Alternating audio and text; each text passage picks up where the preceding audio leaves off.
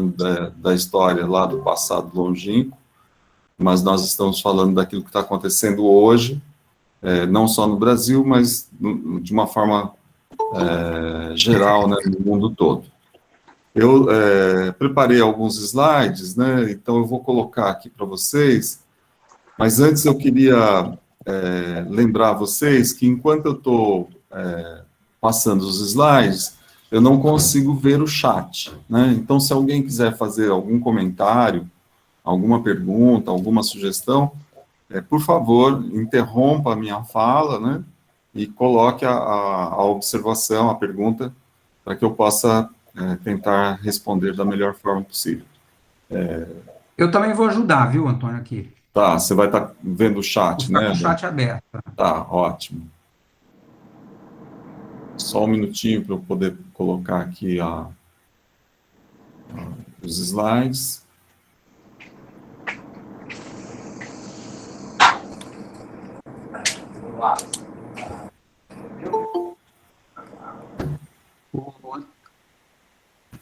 Conseguem ver aí os slides? Sim. Então, o nosso tema de hoje é o neoliberalismo e a relação desse neoliberalismo com essa expansão do universo criminal, né? O meu nome é Antônio Almeida, né? Eu sou professor da Universidade de São Paulo, aqui da Escola Superior de Agricultura Luiz de Queiroz.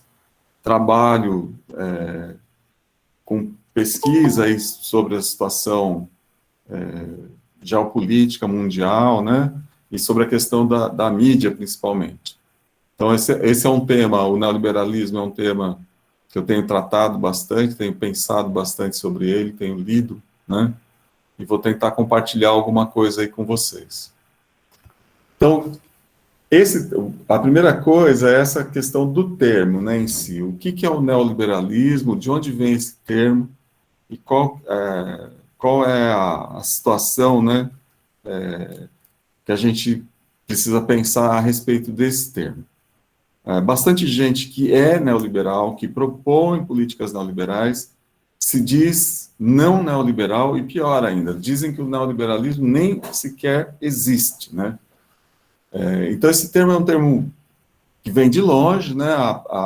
Talvez a primeira utilização assim formalizada dele foi feita aí pelo Charles Gide, né, um francês, em 1898, mas o próprio Charles Gide diz que esse termo neoliberalismo era corrente na França lá no período dele, né?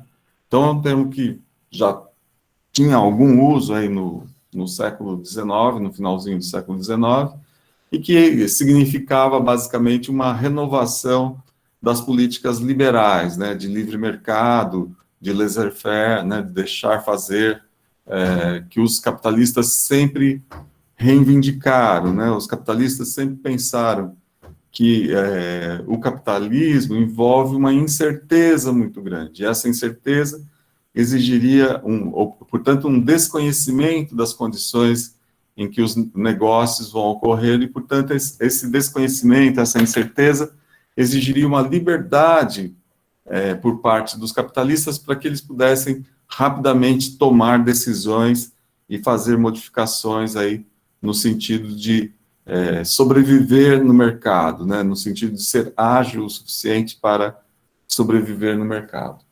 Depois, durante o século XX, esse termo também vai ser usado, um dos momentos em que ele é usado, que é bem importante, é esse colóquio Walter Lippmann, né, que ocorre nos Estados Unidos, que vai defender, então, mecanismos de preço, aí, liberdade para o estabelecimento de preço, liberdade de empresa, mas lá, né, em 38, vai defender um Estado forte e imparcial, né, de certa forma, mediando aí as relações entre capital e trabalho. Mais tarde, aparece a Sociedade Monte Pelerin, né, onde já tem nomes aí que são bastante famosos participando aí dessas ideias neoliberais, como o Hayek, o Popper, o Friedman, né? E nos anos 50 e 60 vai ser uma uma defesa aí de uma economia de mercado, né? Então, toda essa trajetória do neoliberalismo vinda do passado é algo que tem um interesse histórico, mas que não define aquilo que o neoliberalismo é hoje, né? Aquilo que ele assume hoje, né? Lembrando que as políticas liberais lá do século XIX, começo do século XX, são uma das causas, né? Essa liberdade de mercado são uma das causas da guerra, né? Da Primeira Guerra e depois, mais tarde, da Segunda Guerra também, né? Então, o liberalismo deu muito errado, né? As crises causadas pelo liberalismo deram muito errado, deram origem às políticas chamadas ditas políticas keynesianas, em que o Estado tem uma intervenção bastante grande no mercado, né? Então, esse neoliberalismo atual, né, a situação que a gente tem hoje, a origem principal dele é a Universidade de Chicago, né, o grupo lá da Universidade de Chicago, entre eles o Friedman, com participação do Hayek, von Mises e outros, né, que vão, então, postular uma série de transformações aí para o capitalismo, né? A primeira experiência de aplicação dessas ideias deles ocorre no Chile. Um grupo de economistas chilenos chamado Chicago Boys, né, vai lá à Universidade de Chicago, é treinada lá na Universidade de Chicago, e quando o Pinochet dá o golpe no Chile, derruba o Allende em 1973, o Pinochet, então, vai introduzir uma série de reformas neoliberais apoiados nesses economistas chilenos conhecidos como Chicago Boys, né? O nosso ministro aqui participou lá, inclusive, dessas situações lá no Chile, né? No Chile, há uma privatização muito grande, né? Praticamente tudo é privatizado no Chile, tanto que hoje essas lutas que têm ocorrido no Chile são lutas contra essas reformas neoliberais que foram feitas no período Pinochet, né, e que causaram muitos danos para a população chilena, né? Mais tarde, um pouco, e dada a experiência do Chile, com o conhecimento dos resultados da experiência do Chile, vai ocorrer a implantação de reformas neoliberais, né, também no Reino Unido, né, com a Margaret Thatcher, né, que fica aí no poder de 1979 até 1990. Então, com a Thatcher, a gente tem a introdução dessas reformas neoliberais num país, né, central, não é mais uma ex-colônia, é um país metrópole, é um país de economia maior, e logo em seguida o Reagan, né, o Ronald Reagan, presidente dos Estados Unidos, também vai introduzir essas reformas nos Estados Unidos, né? Então, acho que a gente precisaria compreender um pouco qual é o contexto ali em que a Thatcher e o Reagan estão fazendo essas reformas, né? Esse contexto, então, que vem dos anos 60 e 70. A situação ali é uma situação de um avanço, né, das forças mais que lutam por direitos, né, forças assim que a gente diria mais à esquerda. Então tem o movimento das liberdades civis, sobre a questão dos direitos dos negros nos Estados Unidos, o movimento feminista, né, o movimento ambientalista, que vão, então, conquistando uma série de leis, né? Então, aparecem leis aí limitando a liberdade dos capitalistas e dos governantes que representam esses capitalistas na capacidade de fazer negócios, né? Então, são leis aí, por exemplo, o movimento ambientalista vai conseguir várias leis, né? Lei do ar limpo, lei da água, uma série de leis aí que são passadas e que incomodam muitíssimo esses capitalistas, né? Além disso, ainda a gente tem um movimento contra a guerra do Vietnã, ocorrendo nos Estados Unidos, e guerras anticoloniais, né? Muitas dessas guerras anticoloniais com influência comunista nos países da África, nos países da Ásia, e assim por diante, né? Então, esse é o contexto, né, em que o neoliberalismo vai ser trazido à baila para responder a essas situações todas que estão colocadas lá nos anos 70, final dos anos 70. Então, essa situação vai provocar uma reação dos capitalistas e dos grupos mais reacionários aí da sociedade, mais conservadores do ponto de vista moral, né, e assim por diante. Então, eles que vão, por exemplo, se mobilizar contra as feministas, a luta por direitos e tudo que as feministas estão colocando, né? Então, esses grupos, né, vão se articular, eles estão sofrendo um ataque para o qual eles não estavam preparados, eles estavam preparados para lidar com o sindicalismo de esquerda, os partidos comunistas e tal, mas não estavam preparados para esses movimentos que têm como característica serem movimentos da classe média, né? Do pessoal mais intelectualizado, dos trabalhadores simbólicos, etc., que vão se envolvendo aí nesses movimentos, né? Então, entre outras coisas, surge ali nos Estados Unidos esses grupos neoliberais, essas propostas neoliberais que vinham sendo cultivadas, então, desde lá do colóquio Walter Lippmann, na década de 30, né, e que quando chega aí, nesse período aí dos anos 70, com a experiência do Chile, etc., já tem um conjunto de políticas, de leis para propor, assim, bastante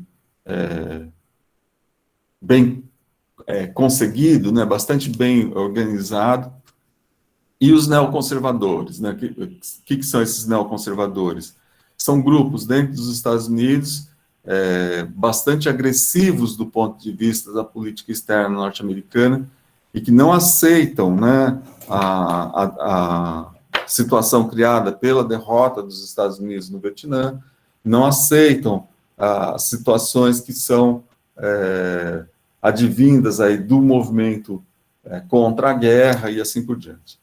Bom, esses grupos, eles vão se articular e vão iniciar uma reação que começa aí com o governo do Reagan, né, mas que se estende até hoje, né, e é um movimento que é uma espécie de um golpe de Estado em câmera lenta, né, em que eles vão, então, destruindo as liberdades democráticas, vão destruindo as leis trabalhistas e vão avançando aí numa agenda extremamente conservadora, extremamente reacionária do ponto de vista moral, né, do ponto de vista social. Então, esse neoliberalismo atual, que também é chamado de consenso de Washington, né, quem ele reúne como seus principais representantes aí?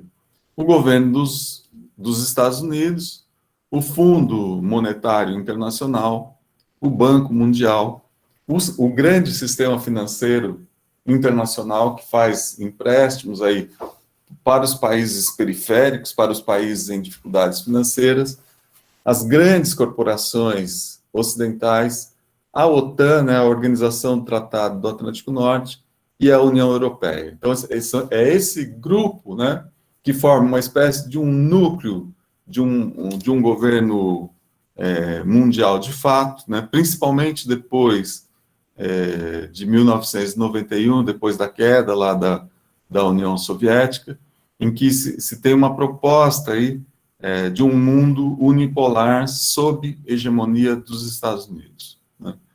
Então, esse neoliberalismo ele vai repudiar completamente o nacionalismo, particularmente o nacionalismo dos países periféricos, né? Há um discurso de que o Estado é um Estado perdulário, um Estado ineficiente, que a eficiência estaria nas empresas privadas, né, estaria nessas empresas e no tipo de administração privados. A gente deve lembrar sempre, né, uma empresa privada é uma tirania, né, uma empresa privada não é uma democracia. Os estados, né, sempre foram estados democráticos, né, pelo menos essa democracia burguesa aí durante o século XX, na Europa, né, no próprio Estados Unidos, pelo menos se reivindicava serem estados democráticos dessa democracia burguesa, né. Então, vai haver um repúdio aí às ações protecionistas dos governos periféricos, né, dos países periféricos.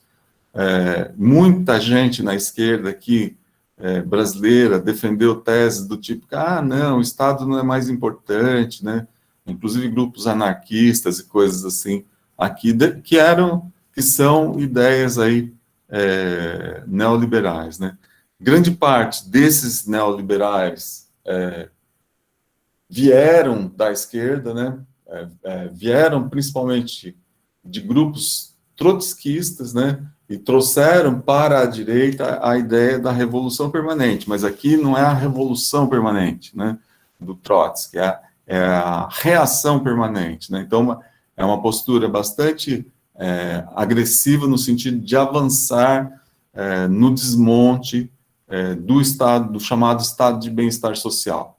Quer dizer, vai haver uma ruptura com a forma anterior, né, com o Estado keynesiano, que era uma ideia de que há uma reciprocidade, né? Então, os mais velhos cansaram de ouvir, né, que era capital e trabalho, e mediando as relações capital e trabalho, estaria o Estado, né?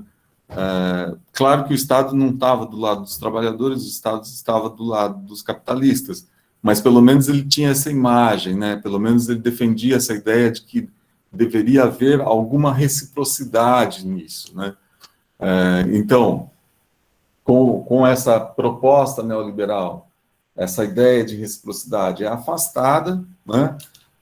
O Estado vai se retirando da economia e das questões sociais, né? Vai deixando tudo para ser resolvido pelo mercado, né? Pelo fazer capitalista, pelas relações capitalistas de mercado, para que tudo isso fosse resolvido nesse sentido, e um ataque aí aos direitos trabalhistas, né, os direitos dos trabalhadores.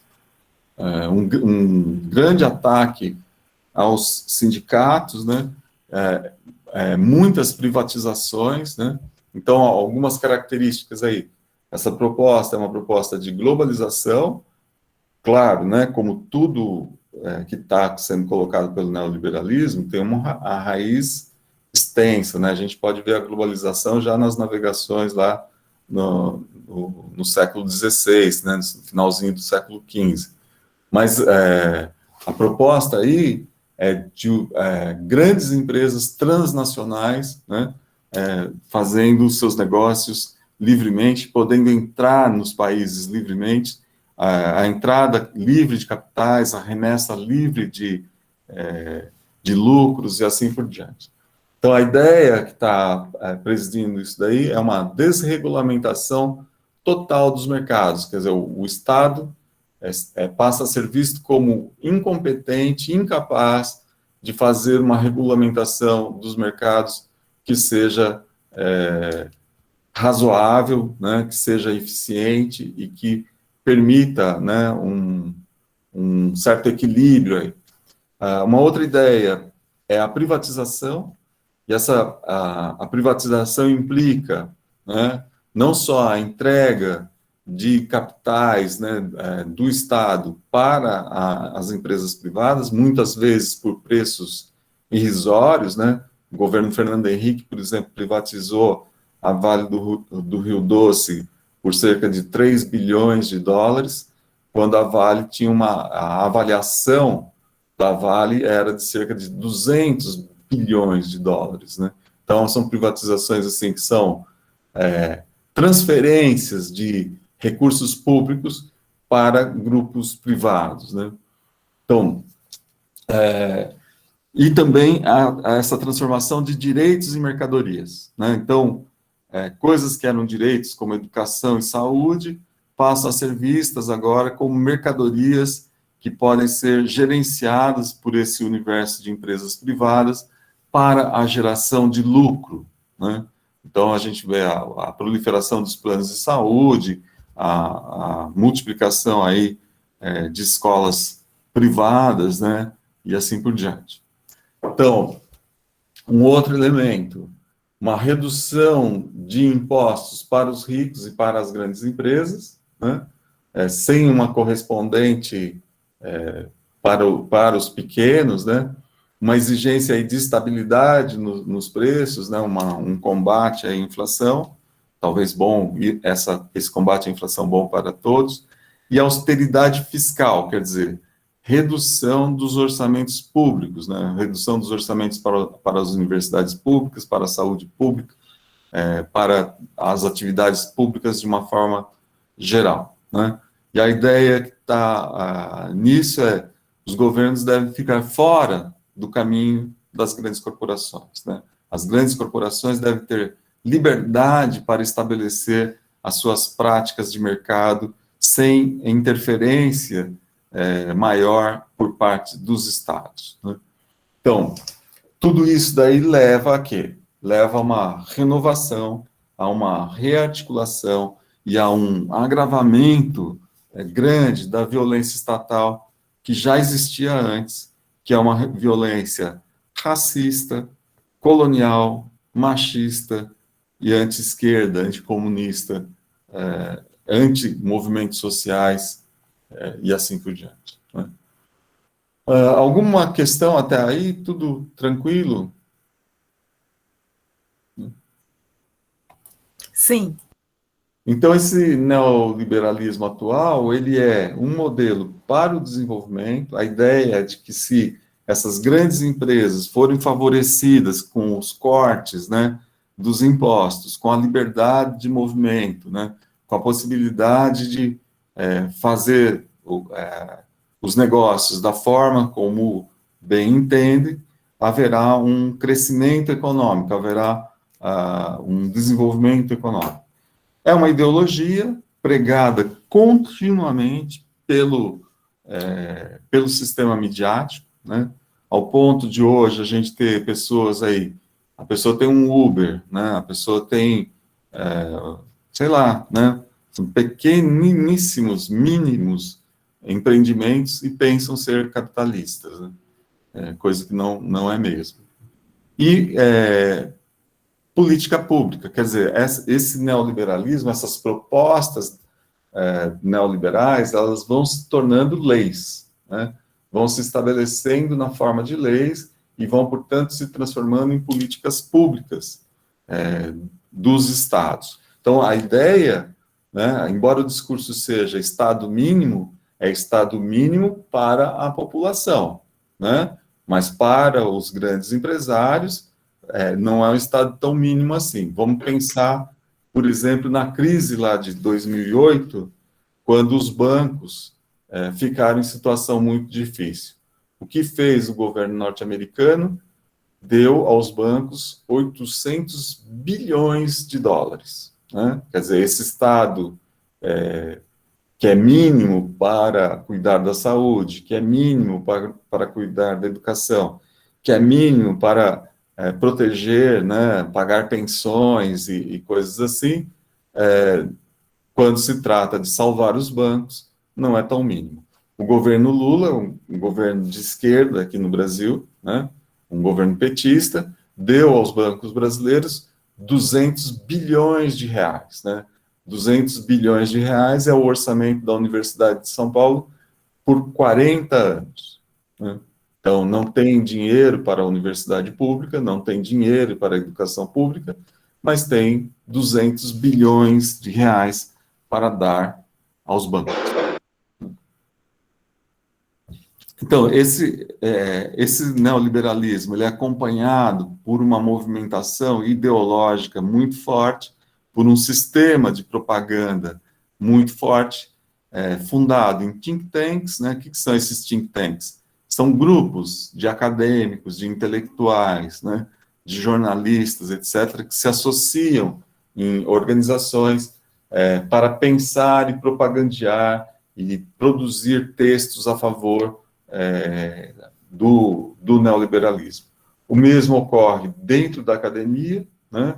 A maior parte da academia hoje tem uma mentalidade de tipo neoliberal, um grande, enorme apoio midiático, né, dos grandes veículos de comunicação, a própria publicidade das grandes empresas, né, e as chamadas relações públicas. O que são essas relações públicas? São publicidades, mas que não aparecem como publicidades para nós, né? Elas aparecem como notícias.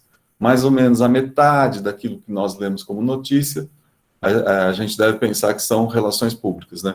São coisas de interesse das empresas que estão lá aparecendo como notícias. Eu estou falando metade, esse número não é arbitrário, esse é fruto de pesquisas, né? Feitas nos Estados Unidos. No Brasil, não há pesquisas muito claras sobre isso, mas no Brasil a gente sempre pode pensar que as coisas são ainda piores, né? Então a gente deve esperar que o nosso jornalismo seja ainda mais afetado pelas relações públicas do que o jornalismo norte-americano. Né? Então, aí o Max Scherzer, né, eu vou ler aqui para vocês, abre aspas aí, o neoliberalismo é o paradigma econômico e político que define nosso tempo. Ele consiste em um conjunto de políticas e processos que permitem a um número relativamente pequeno de interesses particulares controlar a maior parte possível da vida social com o objetivo de maximizar seus benefícios individuais. Né? Então, eu coloquei em vermelho aqui um número relativamente pequeno de interesses particulares. O que eu quero dizer com isso? Né? Então, vamos lá. No mundo, as 200 maiores empresas vendem mais do que os 184 países mais pobres somados. Né? A ONU reconhece 193 países no mundo. Então, somente os 9 países mais ricos fariam mudar essa balança. Né? A renda anual dessas 200 maiores empresas equivale a aproximadamente a renda anual de 85% da população mundial. Né? Aí o dado da Oxfam, o patrimônio das 8 pessoas mais ricas, 8 pessoas, né? Não é 8 mil, não é 8 milhões, não é nada, são 8 pessoas. Né? O patrimônio dessas outras 8 pessoas é igual ao patrimônio dos 50% mais pobres da população mundial. Ou seja, essas 8 pessoas mais ricas têm a mesma riqueza que os 3,9 bilhões de pessoas, 3 bilhões e 900 milhões de pessoas, que correspondem à metade da população mundial. Né? Então, é uma concentração, o resultado dessas políticas neoliberais foi uma concentração bárbara da riqueza. Né? No caso do Brasil, as 6 pessoas mais ricas têm o mesmo patrimônio que os 50% mais pobres da população brasileira. Né? Ou seja, 6 pessoas têm um patrimônio equivalente ao de 106 milhões de pessoas, no caso do Brasil. Essa concentração não tem nenhuma racionalidade econômica, não tem nenhuma racionalidade social, nenhuma racionalidade ambiental. É um puro e simples absurdo. Né? Então, só para a gente ver aí o que aconteceu no período do neoliberalismo, né? Então, aí, partindo nos anos 80, a linha de baixo aí, né, são os 90% mais pobres, o rendimento desses 90% mais pobres cresce, né? Isso aqui é para os Estados Unidos, né? Cresce de 1980 até mais ou menos 2018, né? 2017, cerca de 22%. A linha do meio é o 1% mais rico. Já esse 1% mais rico, o crescimento dos seus ganhos durante esse período é de 157%. Né? E o 0,1% mais rico, o rendimento deles cresce 343%. E se nós fôssemos para o 0,01%, cresceria ainda mais. Né? Então, o que esse gráfico aqui mostra para a gente? Esse período de neoliberalismo, né, que começa lá com a Thatcher em 79, e com o Reagan lá nos anos 80, é um período de concentração da riqueza. Né? A riqueza sai das mãos dos pobres e vai para as mãos dos mais ricos.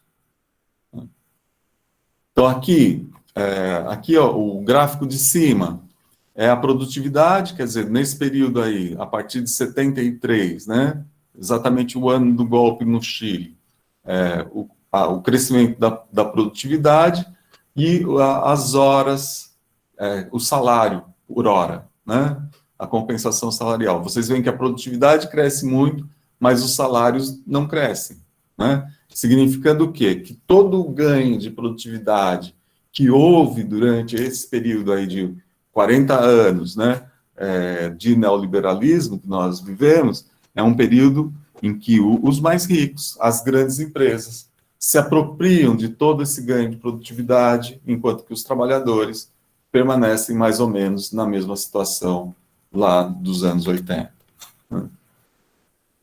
Um outro gráfico aí mostrando para vocês, né? Todos esses gráficos são para os Estados Unidos, né? Onde os dados são mais fáceis de obter. No caso do Brasil, a gente pode sempre pensar que a situação é pior, né? O que aconteceu lá aconteceu com mais intensidade aqui, né? Então, em 1978, né? A linha azul aí são os 50% mais pobres, né? Sai de cerca de 20% da renda nacional, né? 20% do PIB ia para as mãos dos 50% mais pobres, e em 2018 vai para a mão dos 50% mais pobres 12% da renda nacional. Né? Quer dizer, a participação dos mais pobres, desses 50% mais pobres na renda nacional, caiu de 20%, quer dizer, 1/5, para cerca de 1/10, né? Quer dizer, foi reduzida aí praticamente a metade do que era antes. Né? Enquanto o 1% mais rico cresce aí de pouco menos de 12% para um pouco mais de 20%. Quer dizer, de novo, né? A renda está saindo da mão dos mais pobres e indo para a mão dos mais ricos. Né? Aqui é patrimônio, não é renda. Nós temos aí os mais pobres, os 90% mais pobres, né, o patrimônio deles, que era sempre um pouco acima do patrimônio do 0,1% mais rico, o 0,1% como essa linha vermelha, e o período em que a linha vermelha estava acima era o período lá da década de 30, onde a gente tem o fenômeno do fascismo, do nazismo, né? E agora, por volta de 2010, 2011, novamente, o 0,1% mais rico passa a ter mais patrimônio do que os 90% mais pobres. O que eu quero dizer com isso? Né? Vamos fazer uma imagem do que isso significa em termos de concentração. Digamos que nós tenhamos 1.000 pessoas, e que a pessoa mais rica desse grupo de 1.000 pessoas tem o mesmo patrimônio, ou mais patrimônio, que as outras 999 pessoas juntas. Né? Então, é esse o grau de concentração da riqueza que nós estamos vivenciando atualmente. Né? O resultado, né, é um agravamento aí. O mundo aí, antes da pandemia, tinha cerca de 2 bilhões de pessoas vivendo em favelas, né? 1/4 da população mundial vivendo em favelas, né? Isso tudo é agravado ainda mais, né? Pela entrada do chamado capitalismo digital, né?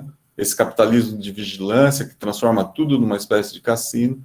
É o fim total dessa ideia de reciprocidade.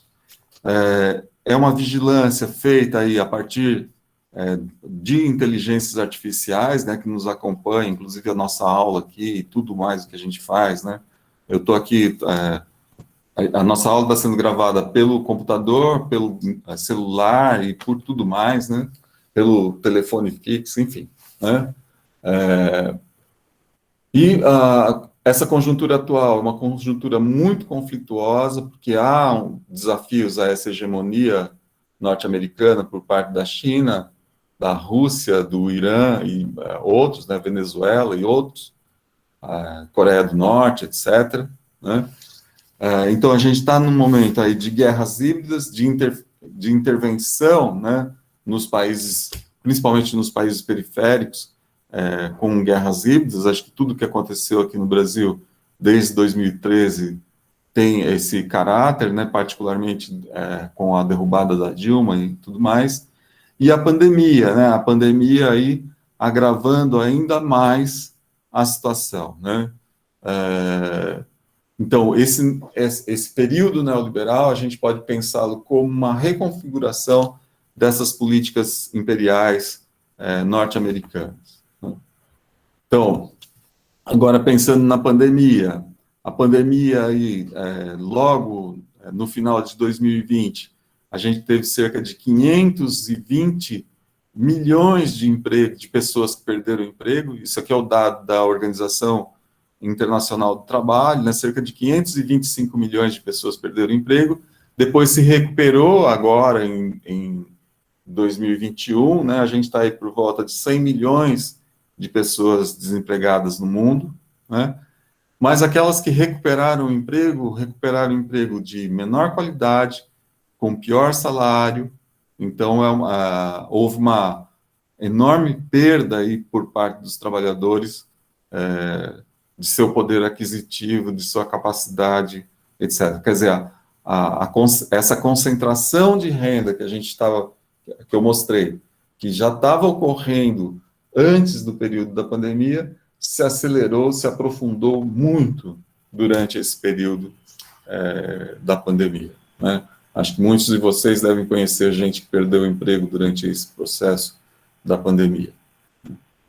Então, em relação à criminalização, né, e já indo aqui para finalizar a nossa aula, né, a gente vai ter uma abordagem mais coercitiva do Estado, né, leis mais duras, né, penas mais duras, um aumento da violência policial ao redor do mundo, e não só nos países periféricos, mas também dentro dos Estados Unidos, né, a violência contra os negros. A gente teve recentemente esse episódio do George Floyd, né, e todas essas questões do Black Lives Matter, né, vidas negras importam, e tudo isso.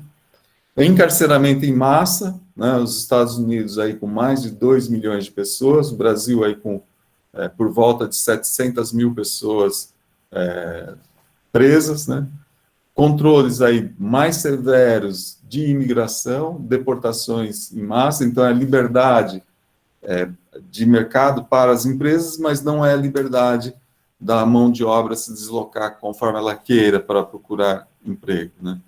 Uma maior autonomia aí dos aparatos de segurança, né, quer dizer, um menor controle sobre a polícia e sobre a violência policial, e uma maior autonomia também das corporações militares, isso ao longo do mundo, né, nesses países que fizeram essas reformas neoliberais.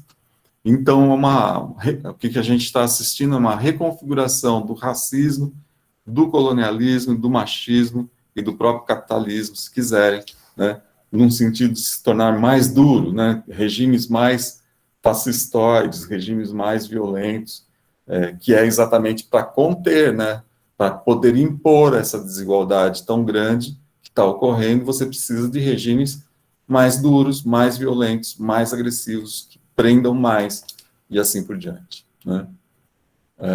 Então, aqui, no caso dos Estados Unidos também, né, da mesma forma como aumentou a desigualdade, aumentou o encarceramento, né? Então, vocês veem aqui por volta de 1980, né, começa um crescimento aí do número de pessoas presas, né, nas prisões, aí, tanto prisões federais, prisões locais e assim por diante, né?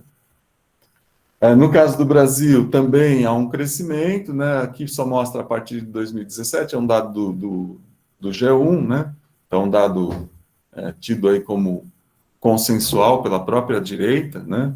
Então, há um crescimento, e agora em 2021, aparentemente, houve uma queda, talvez porque muita gente morreu de Covid nos presídios, né?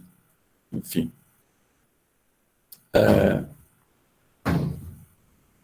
No caso do Brasil aqui, vocês veem, em 1990, a cada 100 mil pessoas, a cada 100 mil habitantes, nós tínhamos 61 pessoas presas em 90, né? Então, lá no começo aí dessa era neoliberal para o Brasil, e em 2019, né, 368 mil aí por esse dado, né?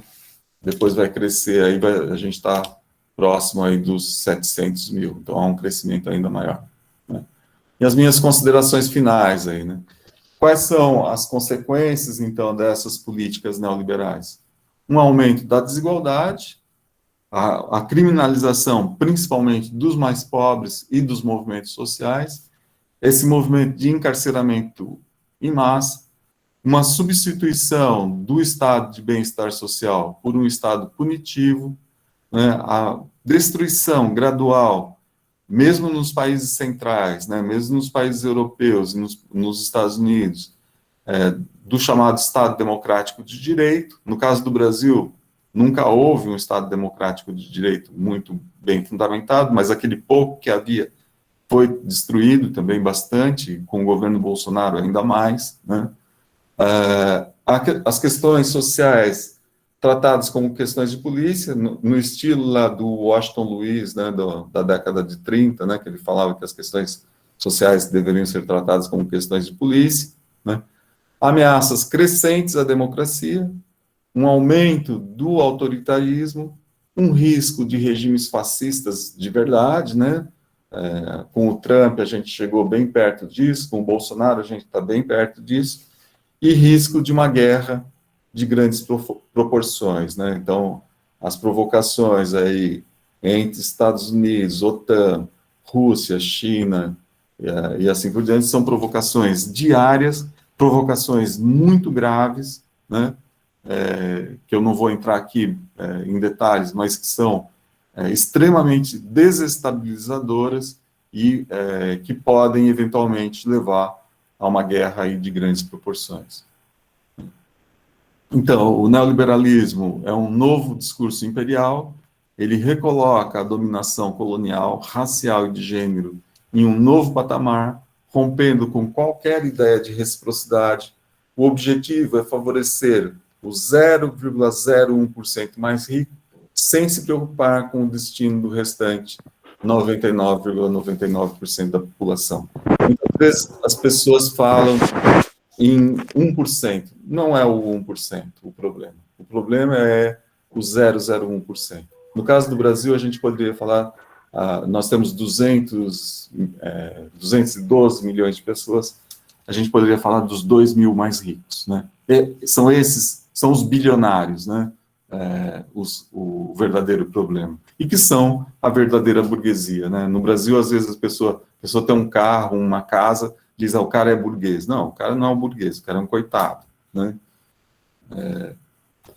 Então, aqui, para finalizar, acadêmicos têm revelado como a era neoliberal tem sido também uma era de encarceramento, que a Axter, aí, um texto que acabou de sair, falando sobre isso.